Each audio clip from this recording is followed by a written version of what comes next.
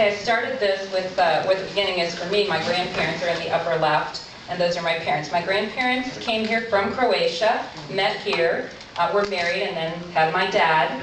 And of course, then I came along somewhere along the line, a few siblings too. But I grew up with this culture at my grandparents' house that was different than my friends in school. Oh, so these are going faster than I thought. So how does Rick Steves play into this? I've always wanted to see the homeland of my grandparents. They never returned. Rick came to do a talk at the Dayton Art Institute for the Metro Libraries. I went to hear him, and he has a trip to Croatia. So I decided that night, listening to him speak, I'm doing this. I wanted to do this all my life. I'm not getting any younger. Yeah. For the geographically challenged, I thought I better put up a map, because people don't know anything about where Croatia is. It's part of what used to be Yugoslavia. It is divided now into 6 different countries. My family came from Croatia, up there around Zagreb, if you can see that in the pink part. That is the capital of Croatia, but Slovenia, etc., etc. Okay. A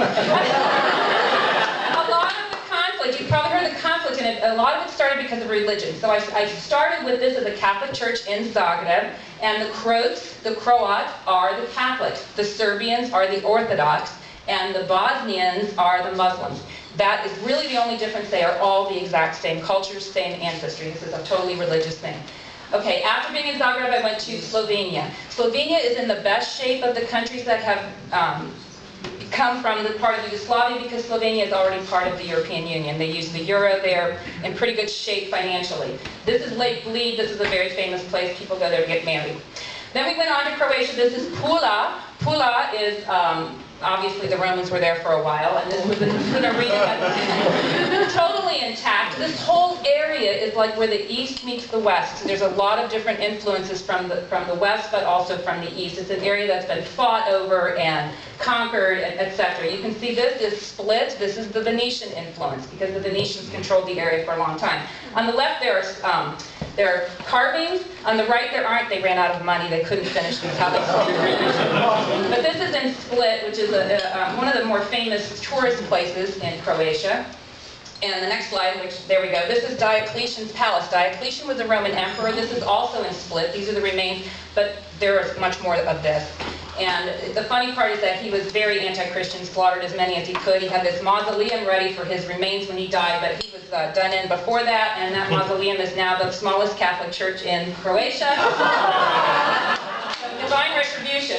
This is the city of Hvar, H-V-A-R, kind of hard to pronounce, Hvar, and this is from the castle up on the hill overlooking the city. This is kind of, an upscale tourist place. This is where, the famous Americans go. They, come in on their yachts. Those are all the little yachts in the harbor. So this is a very upscale place for them to go.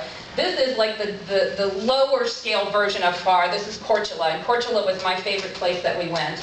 And the people in these towns, they have to make their money in the tourist season in the summer that lasts them the whole year, because they don't really have a lot of other things going on besides their tourist economy. And Croatia is much more poor than Slovenia, but we haven't got to the poorest place, which is here. And this is in Bosnia. This is Mostar, and this is where the war took place. These ones on the left have been reconstructed with money from outside sources. You can see what it looked like before, and this is 17 years after a war.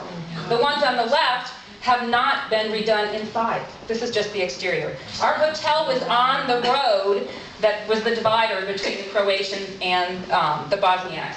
You can see this building here. They've got the tree growing inside. That's how long these buildings have been destroyed. Bosnia, the economy is really bad. Croatia is going to be part of the European Union July 1st of next year, but Bosnia's got a way to go yet. So everywhere you go, you see these buildings that are bombed, and then you see the starting of reconstruction. This cemetery, this is the place I broke down and cried because it was the saddest thing ever. The markers there, the birth dates are the dates of my children, but the death dates are all 1993. This was their city park, and they had to bury their people there in the cover of darkness because there were snipers. It was the only place they could bury them. This is the only mosque I've ever been in. This was an experience for me. This is in Mostar also. And so I had the Catholic church at the beginning, so then I had the mosque in here to show the Muslim part. And the thing that everybody told me was that before the war, everybody got along pretty well. Now that the war is over, they're very divided, and really Milosevic kind of pushed this war through controlling the media. This bridge is in Mostar. It's very symbolic. It has been rebuilt. It was completely destroyed during the war. It meant a lot to the people to rebuild this bridge, even though they have buildings that are still bombed out. this bridge is so symbolic for them that they wanted to get that rebuilt. And it's really cool, and they have this group that dives off the bridge. They try to get people to give them money, and then they dive. This is at a monastery that was also in Bosnia, and this is an Orthodox monastery. And, I don't know what you know about religion. I learned a lot. Rick Steves doesn't believe in people just being on vacation. It's like a 2-week class, but you're enjoying yourself while you take that class. So I know now more about the Orthodox religion. It's basically a lot like the Catholic religion, except they don't believe the Pope is supreme. This is, where is it? Oh, where am I? This is at the end of my trip. He took us to Bosnia, and honestly, it was very depressing. I was very sad. It was wonderful to go back to Croatia. And this is the pearl of Croatia. This is Dubrovnik. And Dubrovnik is the city that you see whenever you see advertisements for Croatia. And during the war, they laid siege on Dubrovnik for 8 months, and the people held out. And then the Yugoslav army started bombing Dubrovnik, and that's when the war hit the worldwide scene. People go there for vacation, and when they started bombing in that place, then the rest of the world reacted and said, oh, no, this war has to end. This picture was taken from the wall that you can walk around the entire city of Dubrovnik on this wall, and I just wanted to show how beautiful the water is, how clear it is. This is touristy, completely touristy, beautiful though, and lots of, ancient buildings. This wall is incredible that you can walk around the whole village, and they have these little kayak tours that you can take. I didn't mention that when I got to Zagreb, I actually got to stay with my family there that I had never met before.